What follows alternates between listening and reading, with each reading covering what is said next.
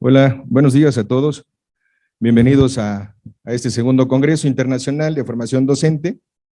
Hemos preparado todo un programa académico de mucha envergadura. En este sentido, hoy iniciamos con nuestra conferencia magistral con el doctor Miguel Sola Fernández de la Universidad de Málaga, un destacado académico con una trayectoria amplia en el área de la formación docente. Daré una reseña breve porque el espacio es del doctor. El doctor Miguel Sola Fernández es licenciado en Filosofía y Letras, de Ciencias de la Educación, tiene un doctorado en Filosofía y otro en Ciencias de la Educación por la Universidad de Málaga. Es profesor investigador por la misma universidad. Ha publicado en revistas de alto impacto y también es autor y coautor de libros sobre la temática evaluación educativa y tecnologías educativas. Ha dirigido proyectos de investigación en centros escolares en diferentes lugares de España sobre evaluación educativa y tecnología educativa. También ha impartido charlas, ponencias, conferencias, cursos en diferentes lugares de España y Latinoamérica y un máster en la Universidad de Timișoara, Rumania, en el marco del proyecto Tempus S-JEP. Ha participado como consultor en El Salvador para el Ministerio de Educación y la AECID. Actualmente colabora en la creación de la Universidad Nacional de Educación Ecuador en calidad de asesor externo e impartiendo cursos de formación al profesorado universitario. Entonces, pido a todos los presentes un fuerte aplauso para el doctor Miguel Sola Fernández.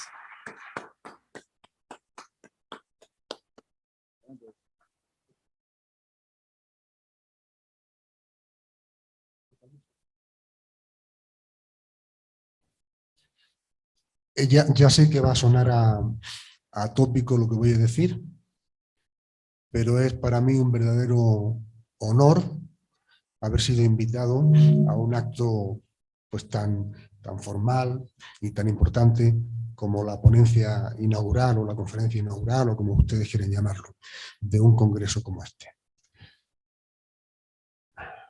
Tengo necesariamente que mencionar en mis agradecimientos a la doctora Nancy Hernández, al doctor Mauricio Gutiérrez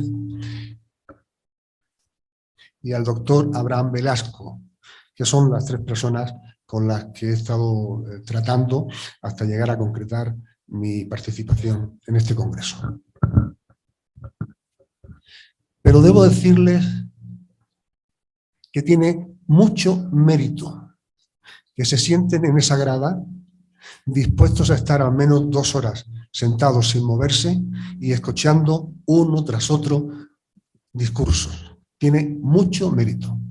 De modo que todo mi agradecimiento y toda mi admiración hacia todos ustedes.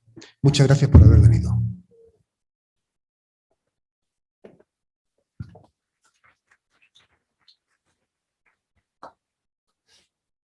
Miren, todo lo que ha dicho el doctor Mauricio Zacarías Gutiérrez sobre mí es cierto, pero no tiene mérito. Les aseguro que la única clave para haber hecho todo lo que he hecho es ser viejo. Llevo muchísimos años trabajando en esto. El próximo 1 de septiembre cumpliré 43 años como docente. Y de eso va mi intervención hoy. El tema que me han pedido de que hable se llama, como están ustedes viendo, reinventar la profesión docente. Bien, pues yo he pensado hacer una primera parte con una presentación de mí mismo, porque es a quien mejor conozco su trayectoria y porque creo que puedo detenerme en algunos hitos que son fundamentales para mostrarles cómo yo me he ido reinventando como profesor a lo largo de los 43 años que llevo ya en esta profesión. De modo que eso vamos a hacer. Miren, en las redes sociales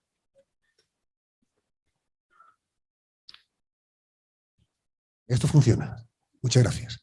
En las redes sociales me presento así. Así.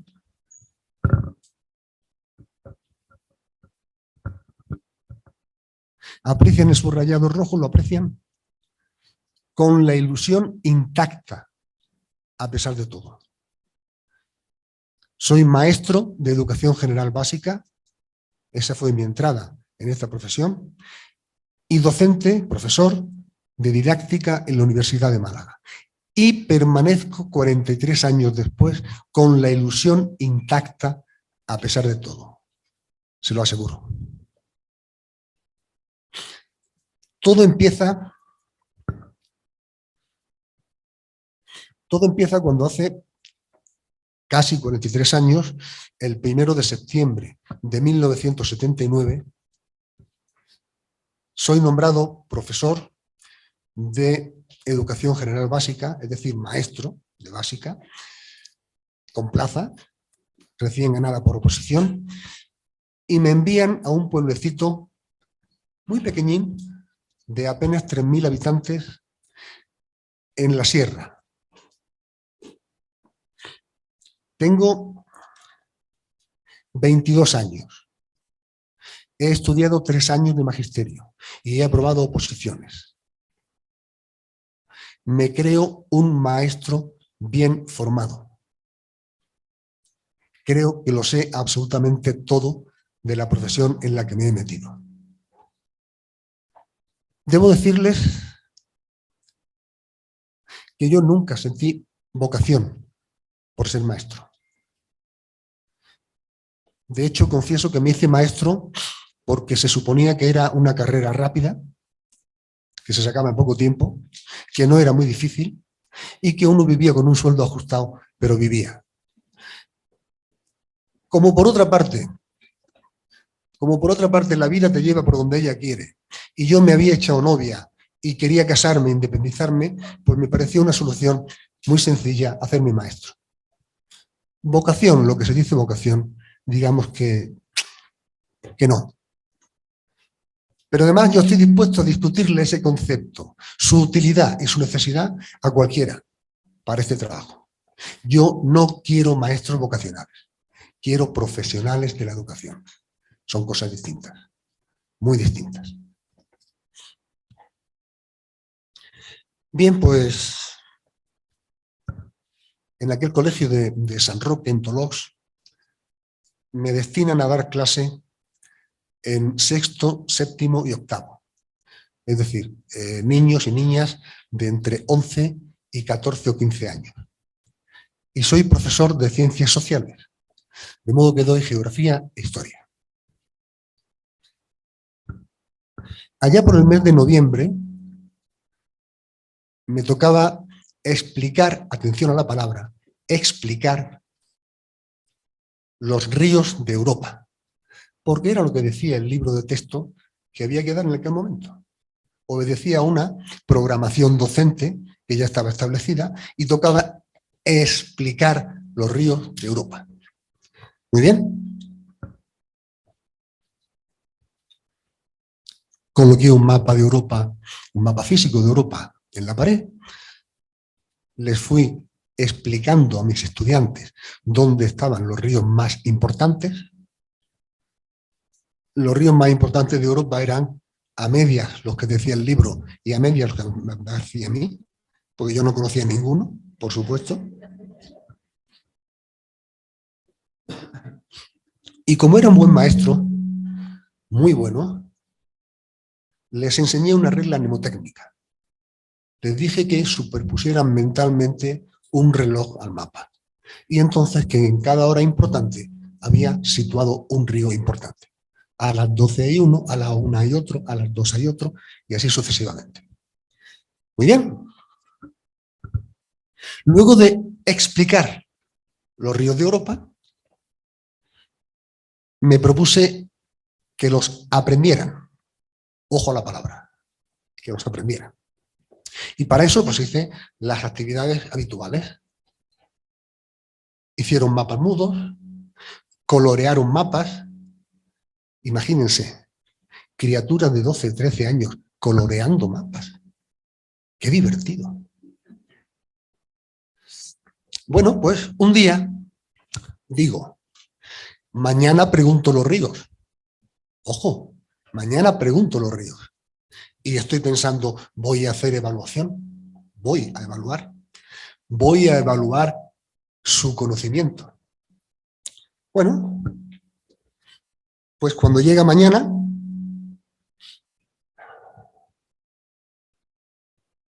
le pido a uno de los críos más pintas, más revoltosos de la clase, repetidor, que salga al mapa porque le voy a preguntar a él.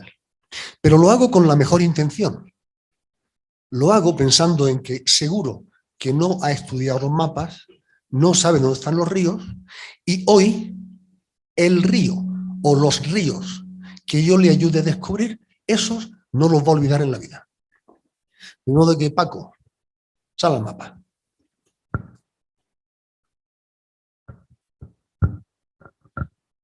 Paco, a ver, ¿dónde está el río Oder?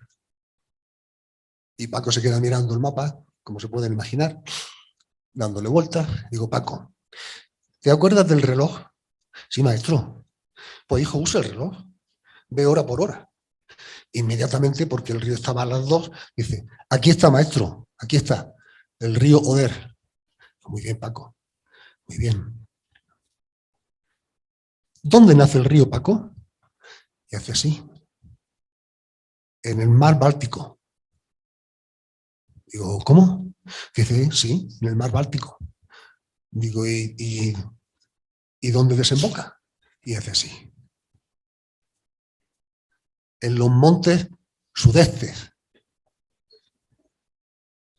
Digo, vamos a ver, Paco, piénsalo, hombre, piénsalo. ¿No será que el río nace en los montes sudetes, y desemboca en el mar Báltico? Y me mira así, hace este gesto, socarrón, mira a sus compañeros, me vuelve a mirar y dice, eso es, como que el río va a ir cuesta arriba todo el rato.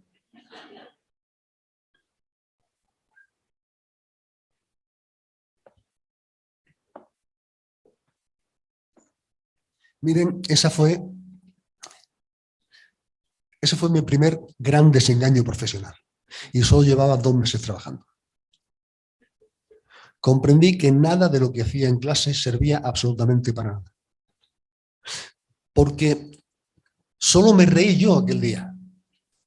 El resto de sus compañeros de clase estaban muy serios, esperando todos que el maestro les explicara cómo era posible que el río fuera cuesta arriba.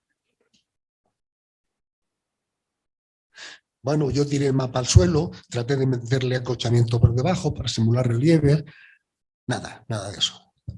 Pero hombre, si por el pueblo pasan 2 ríos, nada menos que 2 ríos, y llevan agua. ¿Qué hice a partir de entonces? Despreciar olímpicamente el temario de la asignatura representado en el libro del texto y salir a enseñarle geografía al campo, que había mucho. Porque mi primera gran crisis profesional me enfrentó a un dilema importante. Yo me dije, Miguel, no sirves para esto. No sabes lo que estás haciendo. Mejor lo dejas y te dedicas a otra cosa. Pero, oigan, me acababa de comprar un coche que había que pagar a plazo. Así que volvió a aflorar la vocación y dije,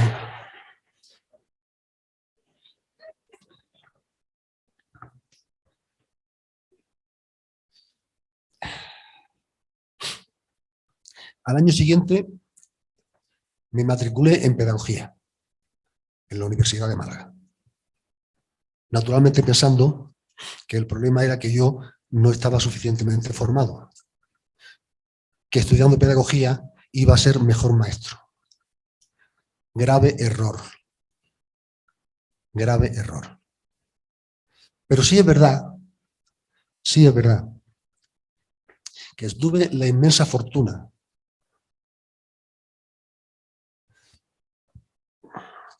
como sinónimo de suerte. El azar interviene continuamente en todo lo que me sucede en mi vida.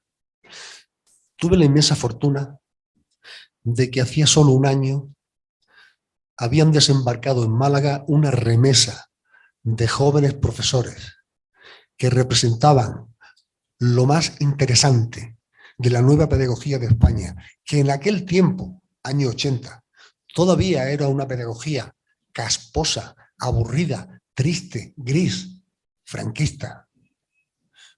Pero en Málaga conocí, me dieron clase, Ángel Pérez, José Manuel Esteve, Miguel López Melero, Miguel Ángel Santoguerra, Félix Angulo, etc. Y a través de su mediación, primero por lecturas y luego porque invitaban a gente que venía de fuera, conocí a gente tan interesante como ellos del mundo anglosajón. A Helen Simons, a Bob Stake, a Barry McDonald, a Ernest House, etcétera, etcétera. Y todo ello no me hizo mejor maestro, pero me convenció de que otra educación era posible. Otra educación era posible. Bien, termino de trabajar en el pueblo y en 1985 tengo otra vez la suerte de embarcarme en una experiencia única en mi vida. Trabajé en una granja escuela. Un año. Solo un año porque, bueno, la granja escuela era el fruto de una alianza política entre partidos, etcétera, y como no se llevaron bien al final, desapareció la granja escuela. Por tanto, la experiencia solo duró un año. Pero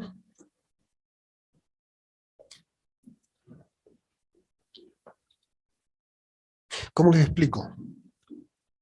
Se pueden imaginar que lo que yo hice durante ese año en ese sitio no tenía absolutamente nada que ver con lo que había estado haciendo los 6 años antes.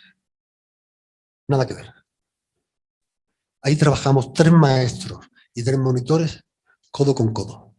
No cada uno en una parcela, sino 3 maestros y 3 monitores codo con codo en todo. Allí venía un colegio cada semana. Llegaba el martes, se iba el domingo. Por las mañanas trabajaban en la huerta y en la granja. Por las tardes tenían talleres. Y muchas noches teníamos actividades lúdicas, fuegos de campamento. Quiere decir que le echábamos más horas que un reloj a ese trabajo. Pero además, ingenuos de nosotros, no llegamos a pensar nunca que los animales de la granja no tienen vacaciones. Comen y hacen sus necesidades todos los días del año. De modo que nos tocó ir en Navidad, en Semana Santa y en verano a cuidar a los animales. Y había muchos. Pero fue una experiencia interesantísima. Fue mi primera experiencia de trabajo colegiado con otros. Hasta entonces había sido maestro de aula, yo en mi aula, punto. Con otros para la cerveza de después, pero a solas en mi aula. Bien, eso fue en 1985.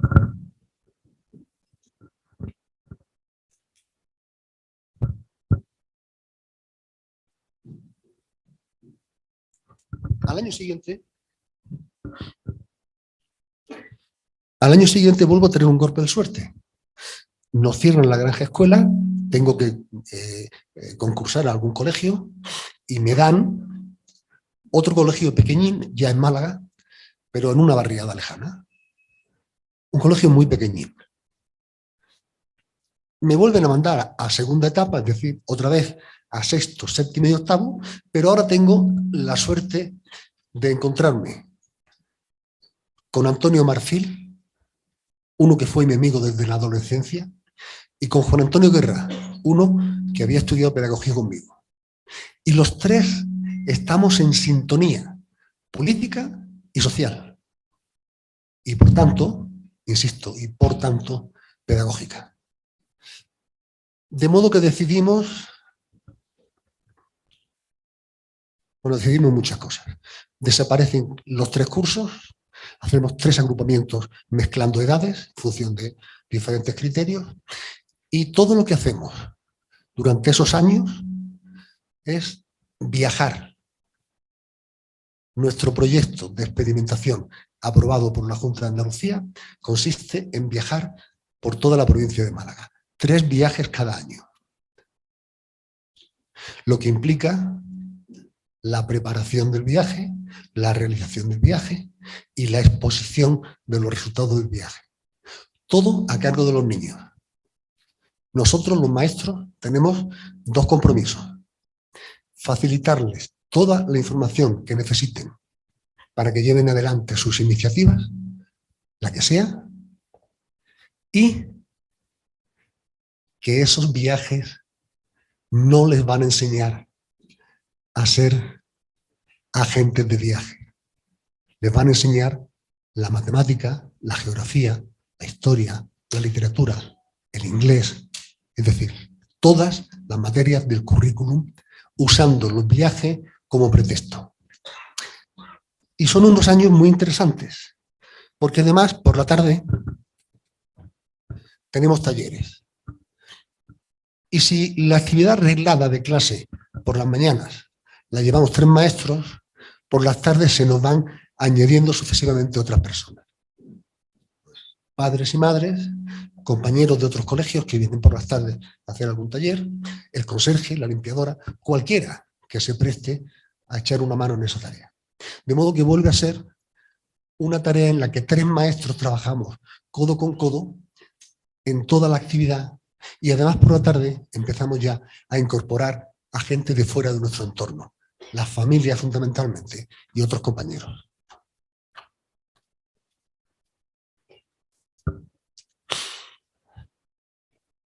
En 1990 ingreso en la universidad como profesor. Dejo, por tanto, la escuela básica, empiezo en la universidad y hasta el curso 92-93 pues hago lo que hace todo profesor de universidad, encerrarse en una clase con un grupo de estudiantes y dar una asignatura. Vuelvo a ser profesor. Pero en el año 93 y hasta el 99 participo exclusivamente en la experiencia del CAP experimental. Les explico brevemente. El CAP era el antecedente del actual máster de profesorado. Es decir, un máster que tiene que hacer todo todo licenciado en cualquier cosa que no sea pedagogía o magisterio, si quiere ser profesor de enseñanzas medias, de enseñanza secundaria. ¿Vale? De modo que un químico, alguien que ha estudiado filología inglesa o alguien que ha estudiado románicas, quiere ser profesor, tiene que hacer ese curso. ¿Sí? Y nosotros hicimos un experimento. Y para eso trabajamos 8 docentes, otra vez como colegiados. Nos sometimos a evaluación externa, independiente, y por fin, por primera vez, ponemos en marcha la formación de los tutores. Los tutores son los profesores de los institutos que acogen a estudiantes del CAP que van a hacer con ellos las prácticas. Pero hasta entonces no se le había formado, solo se le enviaban alumnos y ellos los tenían allí. Los tenían, le enseñaban lo que ellos hacían, etc. Y a partir de ahora les damos formación específica para que sean tutores de los aspirantes a ser profesores como ellos. 6 años. Más tarde, junto con otro compañero, por eso somos 2 profesores, iniciamos una experiencia a la que llamamos, con bastante poca humildad, hacia un centro de experimentación didáctica. Solo se trataba de una asignatura, una, didáctica general en primero de magisterio, solo una. Pero nuestra pretensión era que andando el tiempo se fueran añadiendo a esa experiencia otros compañeros de la facultad, de otras asignaturas. Fue un fracaso absoluto. Absoluto. Fue una magnífica experiencia con nuestros estudiantes, pero no conseguimos extender nuestra experiencia más allá de los límites de nosotros mismos. Pero ahora inicio si hasta ahora ya había trabajado con otros profesores, había sido un trabajo colegiado. En este momento, y estamos hablando de 2002, en este momento doy clase con otro compañero todo el tiempo dentro de clase. Me explico. No es que dos profesores se reparten la asignatura, de tal manera que uno da 2 horas y el otro las 2 siguientes. No es que uno da 3 meses y el otro los otros 3, no.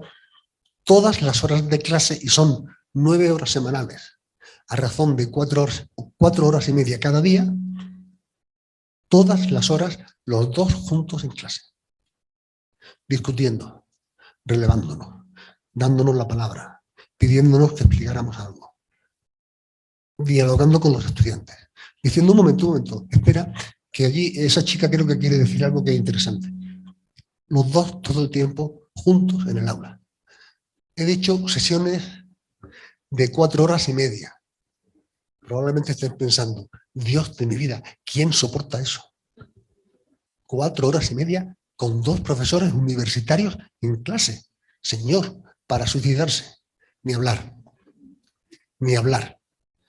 Desde entonces siempre usamos módulos de al menos 4 horas seguidas, porque me permiten pluralidad metodológica, lo que no me permite la clase de 1 hora o de hora y media.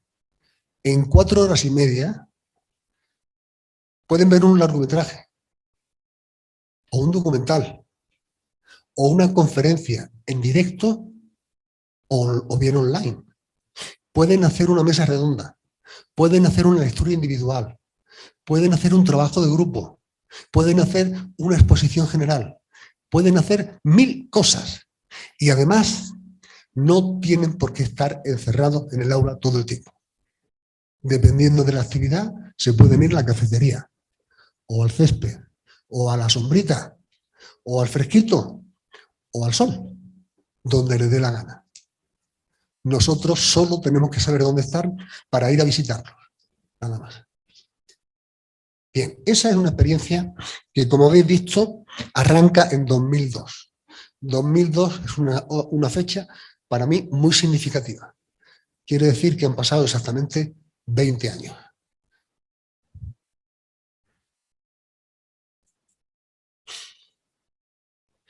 Bien, pues desde 2002, es decir, en los últimos 20 años, siempre,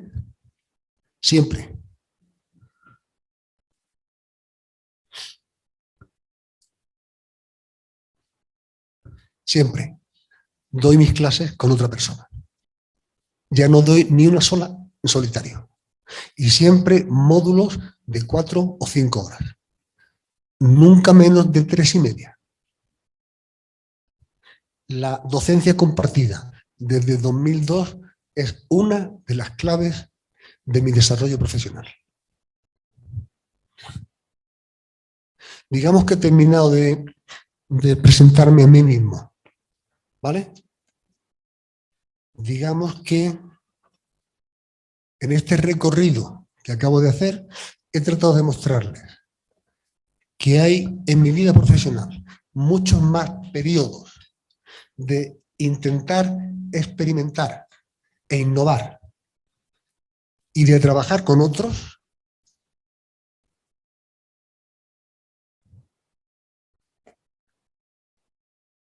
que días, meses y años de trabajo como maestros de aula en solitario. Por tanto,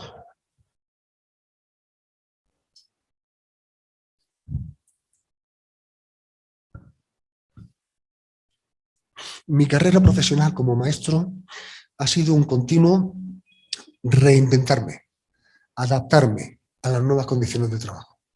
Por ejemplo, una adaptación crucial para mí sucedió a partir de 2002, en esa experiencia que tengo con otro compañero en primero de magisterio, en didáctica general.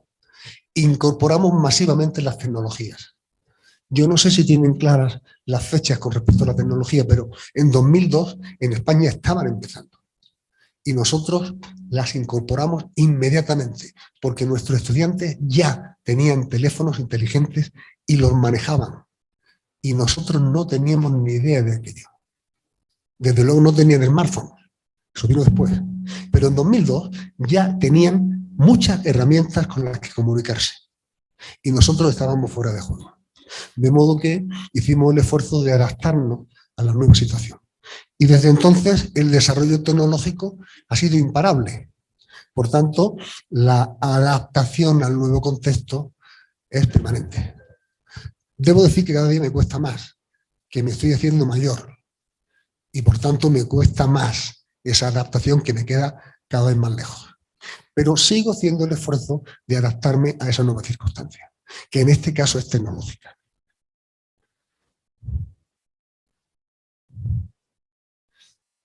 Bien. La imagen que tenían antes mostraba dos aulas y entre ellas medían como mínimo 80 años. Si han tenido la oportunidad de fijarse antes, de mirarla, habrán visto que aunque en la foto en color, que es la reciente, aparecen carteles, paneles, dibujos en las paredes, la configuración espacial del aula y por tanto la estructura de tareas académicas y la estructura de participación social no han cambiado.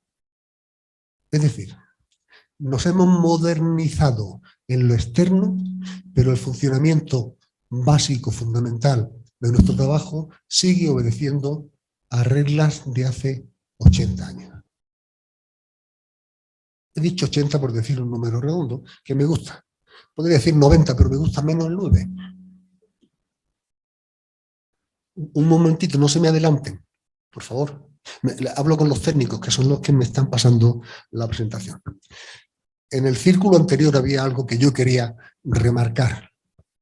Y es que, en mi caso, en el mío, ¿vale?, ese intento de reinvención como docente, de adaptación a las nuevas circunstancias cambiantes en estos 43 años, lo he hecho fundamentalmente a base de la innovación, de la experimentación y del trabajo con otros.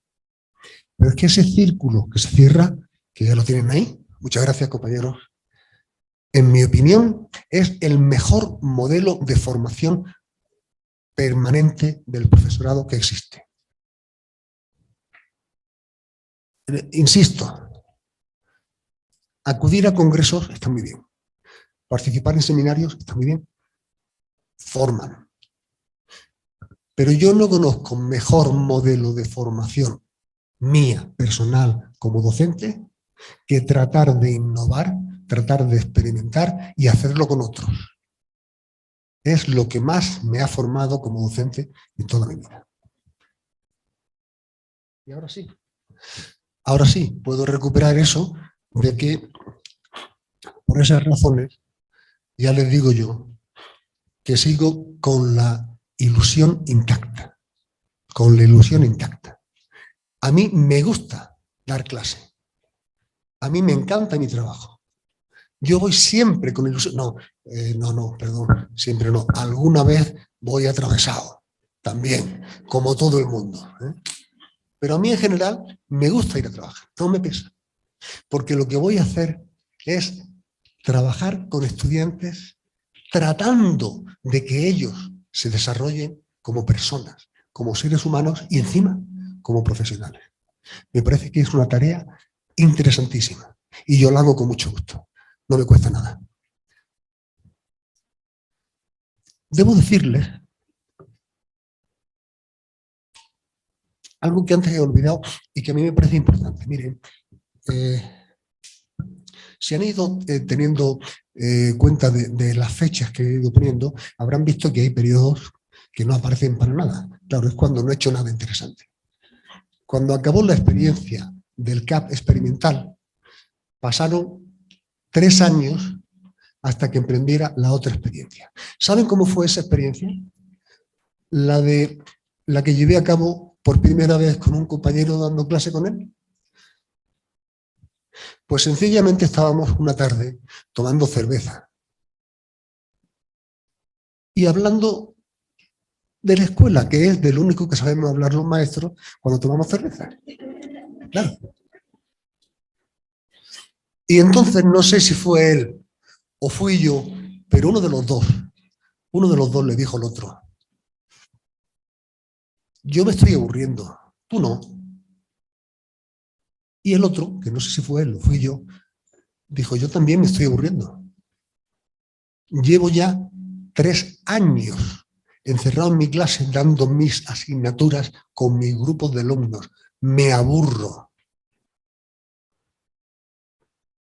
Me aburro. Y cuando aparece para mí esa palabra, cuando desaparece la ilusión por ir mañana a clase o por seguir preparando materiales para la clase de mañana, cuando eso desaparece, solo tengo 2 opciones. Me acomodo a esa nueva situación y me dedico a vivir y a trabajar lo menos posible, que es una opción que mayoritariamente adopta la gente, o me dedico a reinventarme como profesor. Por tanto, planteo una nueva innovación con elementos diferentes, con personas distintas y empiezo de nuevo. Y eso dura lo que dura.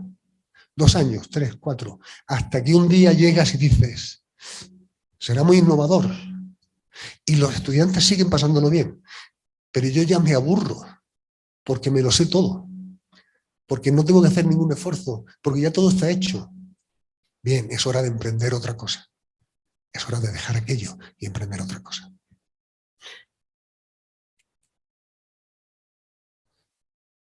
Empiezo la segunda parte. Voy a tratar de ser muy breve. Me dijeron que por favor no me pasara de 50 minutos y no sé qué tiempo llevo. ¿Alguien lleva la cuenta? Es que yo creía que había puesto el cronómetro en marcha, pero lo he olvidado. Lo siento. Bueno, trataré de darme prisa. Digamos que aquí viene la parte sesuda de la sesión, pero la voy a hacer de una manera muy divulgativa. Les aseguro que si lo desean luego en las preguntas, yo les justifico toda la ciencia que hay debajo de cada una de esas afirmaciones. No lo voy a hacer en el discurso porque les aburriría, estoy seguro. Pero se lo puedo justificar todo, absolutamente todo.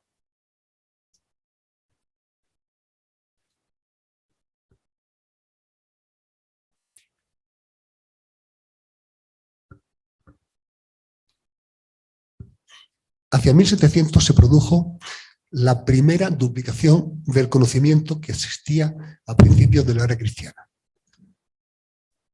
Se tardaron 1700 años en duplicar el conocimiento.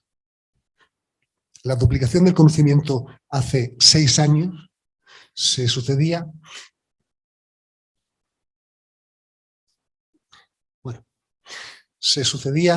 aproximadamente cada año y poco. En este momento se estima que el conocimiento se duplica en 2 o 3 meses. Son estimaciones, ¿eh? Pero es que se estima que en 2030 se duplicará el conocimiento cada poco tiempo, cada muy poco tiempo. Por otra parte, toda la información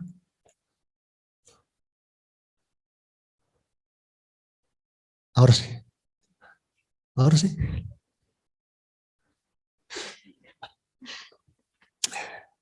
Por otra parte, toda la información, ahora sí, está ahí. Está en esos aparatos. Toda la información, si ustedes tienen iPhone, ordenador de sobremesa, portátil, laptop, una tablet, un libro electrónico, si ustedes tienen conexión a Internet, toda la información está ahí. Toda. Parece que es razonable caer en la cuenta de que ya no tiene sentido que el docente transmita la información a sus estudiantes. No tiene sentido, por varias razones. Pero la primera de ellas es que la información más completa, mejor elaborada y más divertida ya está en Internet. Ya está en Internet. De modo que si yo quiero que mis estudiantes obtengan alguna información, lo que debo es ayudarles a buscarla. Y ayudarles a distinguir entre la maraña de información que hay y a tratar de que aprendan a diferenciar entre lo que es algo plausible, lo que es algo que está justificado con evidencias y lo que son solo bulos, mentiras u opiniones. Ese es un trabajo de primera importancia en la actualidad. Mucho más importante que mantener esto que voy a decir, lo voy a decir de una manera muy suave, pero en el fondo es muy fuerte. Mantener el ideal escolástico de la enseñanza de hace 200 años. Es una barbaridad tener a los niños, como en la foto que vimos antes, durante 5 horas o 6, sentados, pidiéndoles que no hablen, que no se levanten sin permiso, que no miren el papel del compañero, que atiendan a mis explicaciones para darles una información que pueden obtener en menos tiempo, mejor elaborada, más vistosa y más divertida en Internet. No tiene ningún sentido seguir haciendo eso. No lo tiene desde hace mucho, pero hoy muchísimo menos. Si el conocimiento se duplica tan vertiginosamente como parece, lo que yo sé de todo el campo del saber es una gota de agua en el océano. Una gota de agua en el océano. Mucho más importante hoy, y aparece la primera trascendente meta de la educación hoy en día, mucho más importante hoy que saber cosas, que obtener información, es aprender a aprender. Mucho más. Pero por otra parte, si toda la información está ahí, es verdad que el uso implícito de esas herramientas no es ingenuo. No solo nos proporcionan información, también modelan nuestros patrones de pensamiento, de sentimiento y de comportamiento. Les puedo poner 1000 ejemplos. 1000. Les voy a poner uno muy sencillo y muy rápido. Yo era un crío.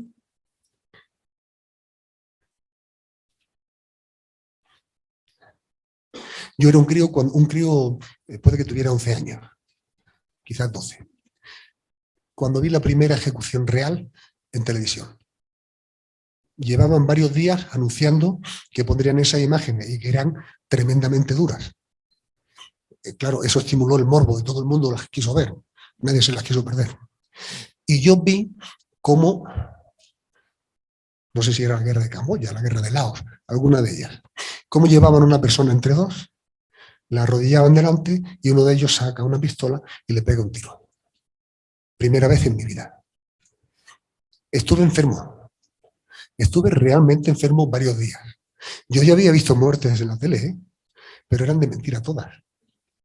Esta era de verdad y se notaba. Y se notaba. Hace semana y media vi otra ejecución en televisión. Era la enésima ejecución que he visto en televisión. Era la hora de comer, yo estaba comiendo y me inmuté. Seguí comiendo. Y comentamos en la familia, qué barbaridad, hay que ver qué barbaridad. Hay que ver, pásame el vino, qué barbaridad. De sensibilización sistemática.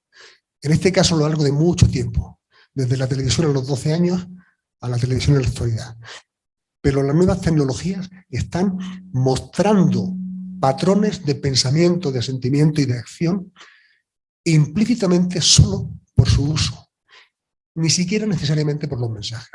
Miren, hace años, muchos años, cuando yo hice la mili, el servicio militar, había una cabina en el cuartel, una.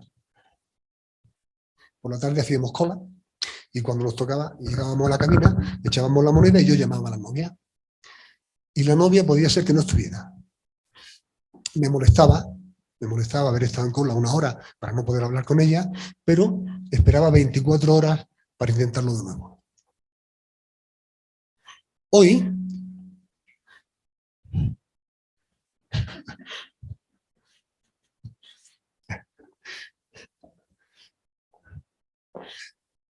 no importa que estés en Chiapas.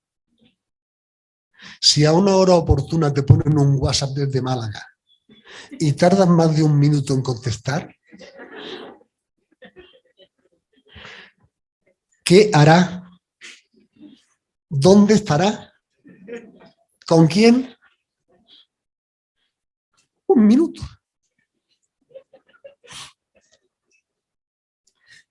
Me alegra mucho que se rían con el ejemplo, porque es tremendamente profundo lo que les estoy diciendo. Miren, tremendamente profundo.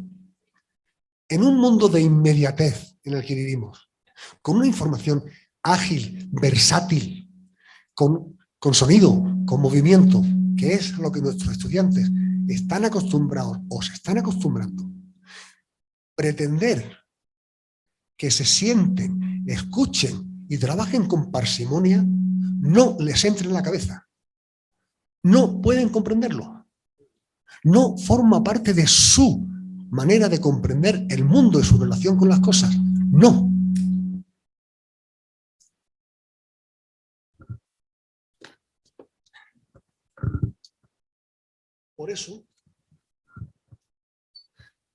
Por eso, en este momento, reinventarse como docente significa que nosotros tenemos la obligación de trabajar con otros lenguajes, con otros códigos, en otros formatos, con otras herramientas, que tenemos que abandonar la escolástica, que no sirve para nada ya, porque no les sirve a nuestros estudiantes desde el momento en que no lo encajan, esa forma de trabajar, con su experiencia vital. Y en el mejor de los casos, en el caso de los estudiantes que son muy brillantes y muy buenos, lo que conseguimos es instalar 2 memorias semánticas paralelas en ellos, absolutamente distintas. Una la memoria académica que sirve para la escuela y otra la memoria vital que es la que sirve para la vida. Flaco favor le estamos haciendo si la escuela no le sirve para la vida. Flaco favor. Pero además, en este momento, vivimos en un mundo plagado de incertidumbre. No digo yo que la vida estaba sujeta a reglas de certidumbre, pero desde la antigüedad los cambios se han ido sucediendo con notable lentitud. En este momento los cambios a nivel mundial son dramáticamente rápidos y además nos afectan a todos. Bueno, el último gran ejemplo es el de la guerra de Ucrania. Un conflicto a miles de kilómetros está afectando absolutamente a toda la economía y a toda la política del mundo entero. Vivimos en un mundo lleno de incertidumbre, pero vivimos en un mundo, ¿qué les voy a decir a ustedes? Vivimos en un mundo multicultural. Y nuestra obligación en este momento como maestros es repensarnos quiénes somos, cuál es nuestra relación con los otros, aprender a convivir, a vivir con los demás en un mundo que es incierto, que está plagado de incertidumbre, que es multicultural, multirracial, multisocial, multieconómico. Porque esa es la realidad. Esa es la realidad que se vive en la calle. Tenemos que repensarnos para aprender a convivir en estas circunstancias de la actualidad que tienen poco que ver con las de hace solo 20 años. Y por último, tendremos necesariamente que aprender a ser en estas nuevas circunstancias. Y yo no puedo ser, hoy no soy, porque no puedo ser el mismo de hace 43 años cuando entré en la escuela. Me han pasado muchas cosas a mí, pero es que el mundo a mi alrededor ha cambiado tanto que me he reinventado para adaptarme a él. Y no solo como docente, también como persona. Claro, pero no estoy diciendo nada que pueda sonar novedoso a nadie. Mis convicciones sociales, por ejemplo, o étnicas de hace 30 años, no son las de ahora. ni mucho menos. Mi compromiso con la identidad de género no es el mismo hoy que de hace solo 20 años. Naturalmente que no. La presión social del entorno me obliga a repensarme, me obliga a aprender a convivir con otros y me obliga a aprender a ser el que ahora soy. Y si me niego a cambiar mi forma de ser, seré una persona anacrónica en el tiempo que me ha tocado vivir.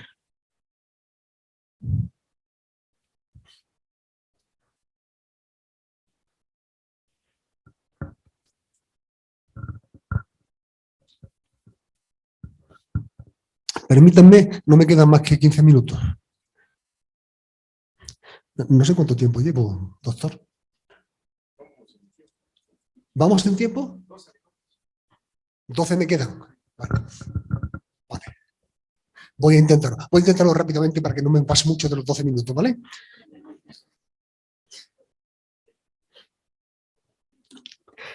Les voy a contar algunas convicciones personales de orden ontológico, epistemológico, psicológico, pedagógico, filosófico. Primera, fue Freire quien dijo: nadie educa a nadie. Lo dijo él. Creo que tenía razón. Y yo hoy me permito el lujo de añadir: nadie enseña a nadie. No puedo depositar el conocimiento en la cabeza de mi estudiante. No. Puedo obligarles a retener información, pero no conocimiento. Porque el conocimiento se construye y se comparte. Y esa es una actividad intrapersonal, intracerebral. Esa era una convicción de la psicología cognitiva hace ya muchos años, pero ahora la neurociencia demuestra empíricamente que así es.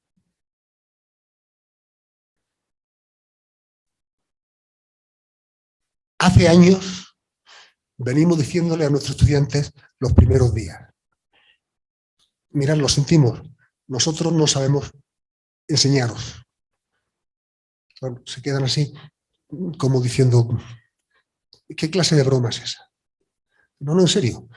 Nosotros confesamos que no sabemos enseñar.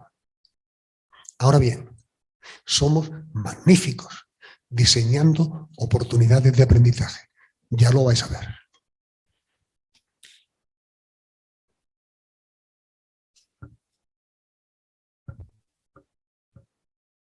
Efectivamente, el aprendizaje es una actividad intrapersonal, intracerebral. Pero, y aquí está Vygotsky, pero el aprendizaje es social y se produce en interacción con el medio y con otras personas. No hay aprendizaje si no hay interacción social. No hay aprendizaje si no hay, por ejemplo, información, y eso es interacción con el medio. Información que me proporciona alguien hablando con esa persona, información que encuentro en un libro de alguien que murió hace 800 años o de alguien que no murió pero vive a 2000 kilómetros. Eso también es interacción social. Y solo así se produce el aprendizaje.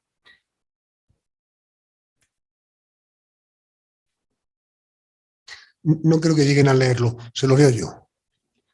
El conflicto, la duda, la discrepancia, la perplejidad son elementos asociados indefectiblemente a la actividad autónoma de la construcción del conocimiento. Dicho de otra manera, si yo no siento duda, si no me sitúo en un conflicto cognitivo, si no discrepo de aquello que estoy viendo, etcétera, etcétera, no hay aprendizaje, no construyo conocimiento. Por eso, también se lo leo, por eso, como la escuela no podía permitir que aflorara todo ese conflicto, toda esa duda, toda esa perplejidad, toda esa discrepancia, inventó el control burocrático del aprendizaje. Dice aquí: solo el control burocrático y artificial del aprendizaje del alumnado puede hacer que desaparezcan esas sensaciones, y, por supuesto, el aprendizaje.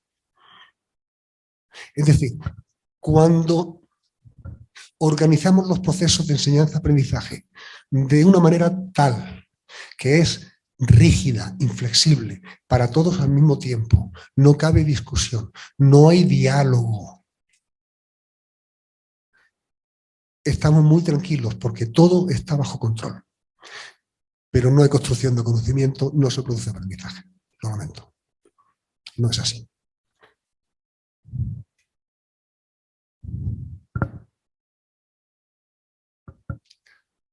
Voy terminando. Ya en 1982, Donald Schoen, después de una intensísima investigación de muchos años, elaboró ese conocimiento. Sigo estando convencido de él. Los profesores elaboran su conocimiento a partir de la práctica y no de la teoría. Ojo que esto es muy importante. Voy depresita, ¿eh?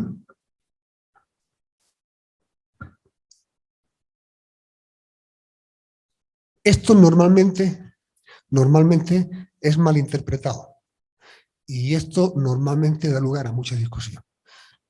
Ojalá que así sea, no me importaría. Pero en el fondo es muy sencillo. La meta de la educación no es la elaboración de teoría. La meta de la educación es utilizar la teoría como una herramienta privilegiada para comprender el mundo. La comprensión del mundo en toda su complejidad y en toda su incertidumbre, esa es la meta de la educación. Y para ello contamos con una muy buena herramienta, la teoría. Lo he dicho antes. Compañero o compañera, no sabéis cuánto lo sentimos, pero ni Kiko ni yo sabemos enseñar. No somos capaces de enseñar. Pero somos muy buenos diseñando oportunidades de aprendizaje. Eso pretendía ser una alegoría. Un trozo de terreno recién labrado, pero baldío, el mismo trozo de terreno, con las primeras plantitas sembradas y el regadío de goteo, y por fin el fruto. Si hay una buena oportunidad para el crecimiento sucede. Si no hay una buena oportunidad para el crecimiento, no hay crecimiento posible. Pues nuestro trabajo es exactamente el mismo. Diseñar buenas oportunidades de aprendizaje.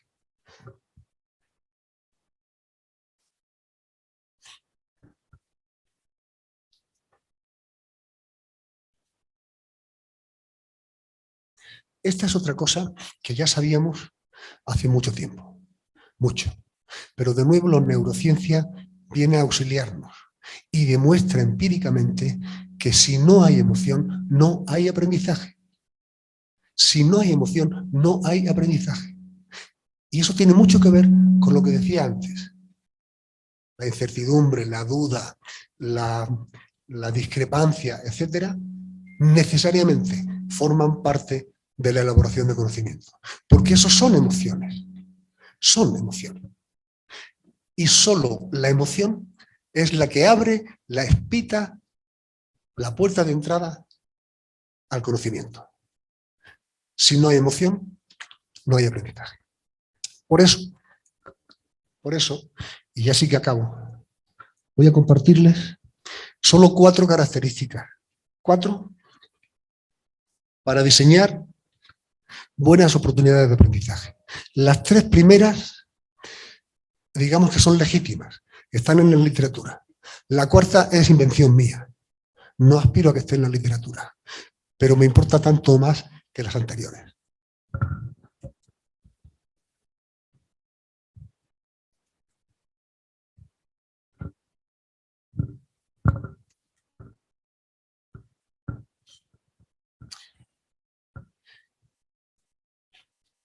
A ver, decirle a un maestro que tiene que hacer enseñanza personalizada, sin más, es perder su amistad para empezar. Porque el maestro con buen criterio dice, no sabe lo que estás diciendo. Tengo 25 criaturas en clase, de 8 años. cada una de su padre y de su madre, cada una con convicciones diferentes, de estratos sociales parecidos pero no idénticos, de costumbres intelectuales parecidas pero no idénticas. Yo no puedo personalizar la enseñanza para cada una de esas 25 criaturas. ¿Y qué era eso que decíais los pedagogos? Que hay que saber lo que saben los niños antes de enseñarles. ¿Y cómo sé lo que saben los niños? ¿Qué le hago? ¿Un examen antes de empezar el curso? No, miren ustedes. Pedirle a la gente que trabaje de acuerdo con la personalización de la enseñanza es prácticamente lo mismo que decirle: no trates de que todos hagan lo mismo al mismo tiempo. No trates de que todos utilicen los mismos materiales. No es necesario que todos estudien la misma cosa al mismo tiempo, con los mismos recursos y con la misma evaluación. No hace falta. No pasa absolutamente nada si una criatura de 15 años acaba el curso sin saber que el río Oder nace en los montes Sudetes. Les aseguro que yo me lo he tenido que aprender para dar esta charla. Lo había olvidado. Claro. Y lo había olvidado. No quiero extenderme. Lo había olvidado porque eso no era un conocimiento elaborado. Eso es lo que llamamos conocimiento práctico. Algo que necesitas, que usas inmediatamente, y mientras lo estás usando, está disponible. Pero en cuanto dejas de usarlo, va desapareciendo, porque no tiene ningún significado en tu vida. No ha modificado estructuras cognitivas que te permiten interpretar el mundo de otra manera. De modo que yo seguía sabiendo dónde nacían y desembocaban la mayor parte de los ríos de Europa mientras estuve dando clase de eso. Al poco tiempo, hasta yo lo olvidé. Luego no pasa nada. No pasa absolutamente nada. Si a la edad de escolares los chavales se pierden algún contenido. De hecho,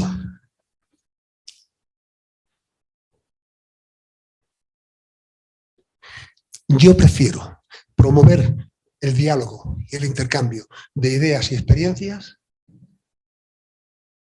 a completar la secuencia del currículum que normalmente manda un libro de texto. Mucho menos contenido. Mucho menos contenido. Mejor trabajado, con más profundidad. Y con la cabeza puesta en que lo importante no es que aprendan ese contenido, sino que aprendan procesos cognitivos que les permitan seguir aprendiendo y seguir desarrollándose como seres humanos. Y por tanto, aprendiendo a ser y aprendiendo a convivir.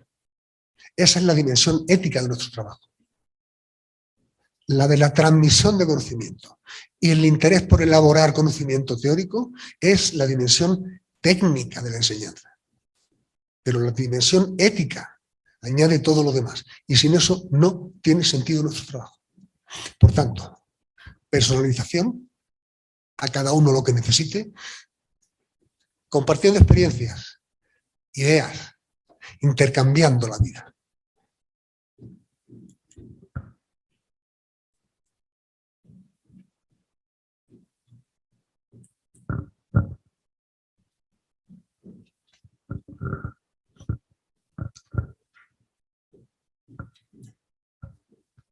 ¿Se acuerdan de la experiencia que les dije en aquel colegio donde solo nos dedicamos a viajar?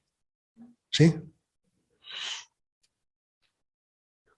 Pues solo nos dedicábamos a viajar, pero ya les dije, nuestro compromiso como maestros era proporcionarles toda la información que necesitaran y asegurarnos de que estudiaban lo que tienen que estudiar a su edad.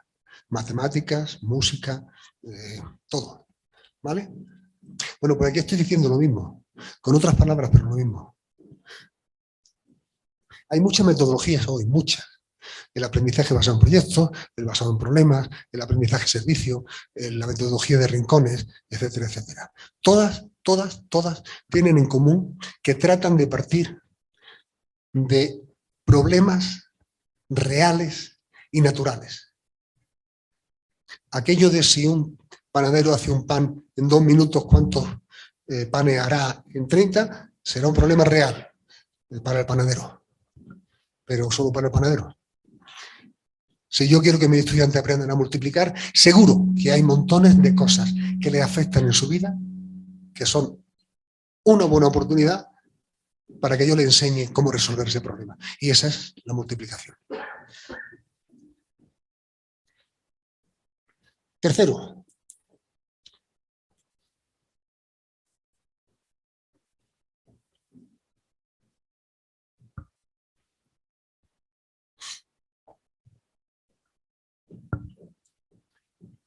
si mis estudiantes pueden partir de problemas reales y naturales para estudiarlos, falta una dimensión del asunto para que todo ello tenga sentido.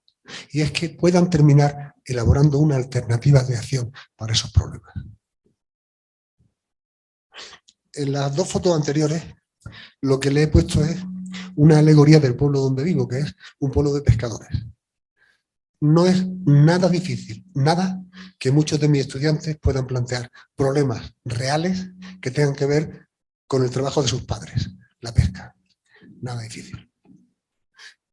Y ojo, para otros el problema real será lo que están sintiendo que les hierve la sangre y no saben qué pasa. ¿Vale? Esos son problemas y pueden ser abordados en la escuela, deben ser abordados en la escuela. Pero no estoy pidiendo que se estudien los problemas, estoy pidiendo que luego se puedan elaborar alternativas de acción para resolver esos problemas. Aunque no se pueda llevar a la práctica, es otra cosa, que a veces también sí, pero no necesariamente.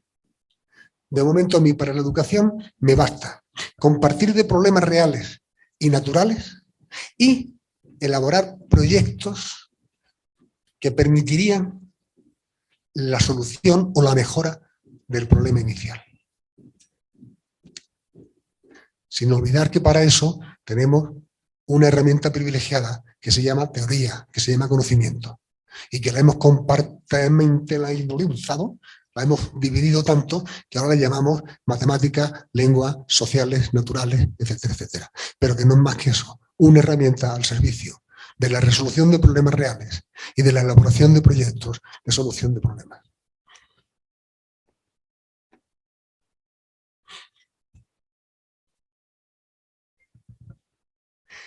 Este es el último principio que yo me aplico a mí mismo.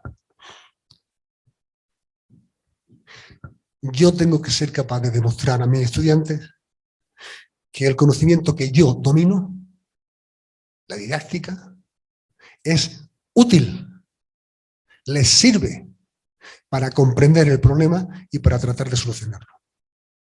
Si yo no soy capaz de demostrarle a mis estudiantes que mi conocimiento es útil para eso, mi conocimiento no sirve para nada. Para nada. Conocí a un profesor de filosofía hace 30 años de instituto que en una ocasión dijo: si el a priori kantiano no le sirve a un alumno mío de 17 años para comprender su estado emocional después de pelearse con la novia, Kant no sirve para nada.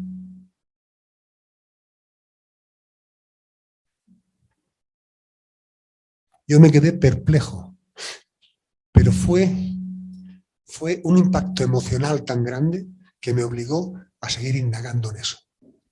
Como conclusión, yo no tengo que hacer que mis estudiantes sepan tanta pedagogía como yo, no. Tengo que enfrentarles a problemas reales, tengo que enfrentarles a la comprensión de esos problemas en toda su dimensión y tengo que enfrentarles a la posible resolución de esos problemas. Y para eso soy yo el que tiene que demostrarles que mi conocimiento les sirve, les ayuda. Ese es mi otro compromiso profesional. Uno, diseñar oportunidades y otro, demostrar que mi herramienta es útil. Si mi herramienta es útil, seguiremos con el negocio. Si mi herramienta no es útil, tendré que cerrar la tienda porque nadie querrá comprarla.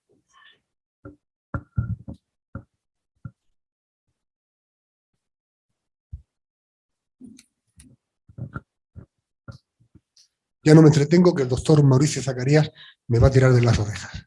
Miren, es un compromiso muy importante porque a los docentes se nos pide que seamos todo eso y bastante más. Todo eso y bastante más. El docente hace años era sencillamente un técnico transmisor de información.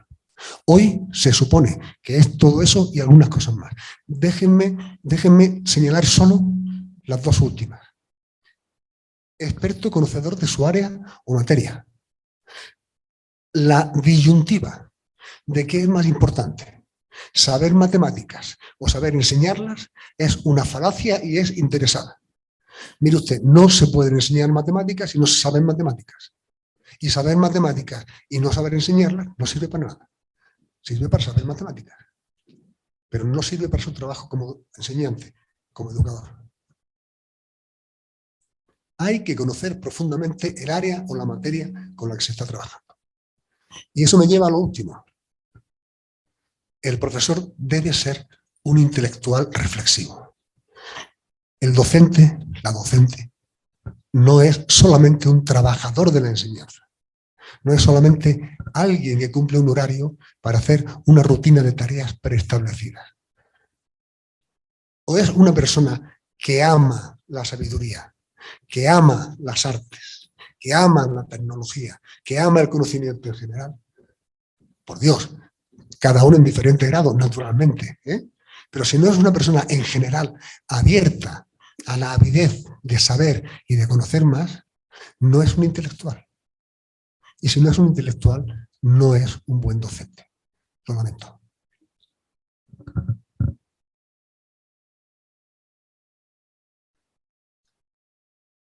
La última palabra que aparecía en la anterior la he olvidado y es la más importante de todas. Contagioso. Contagioso. El docente, ante todo, debe ser contagioso. Les aseguro que si yo consigo que mis estudiantes, estimulados por mí, deseen saber sobre algo, deseen aprender, muy poco más tengo que hacer. Muy poco más tengo que hacer. Como en los viajes, estás dispuesto a facilitar la información, pero poco más. Mi primera tarea como docente es estimular su necesidad de saber sobre algo. Por tanto, el docente debe ser, antes que nada, contagioso de entusiasmo. Y ahora sí, por favor. Bueno, es una tarea difícil.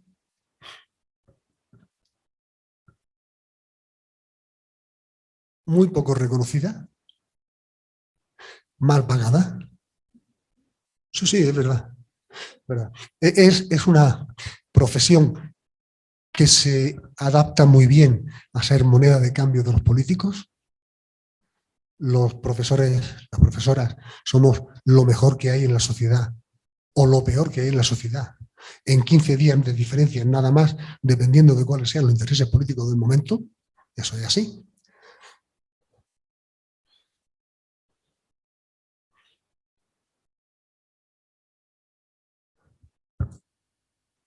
Pero no hay actividad más gratificante. Tampoco la hay más gratificante.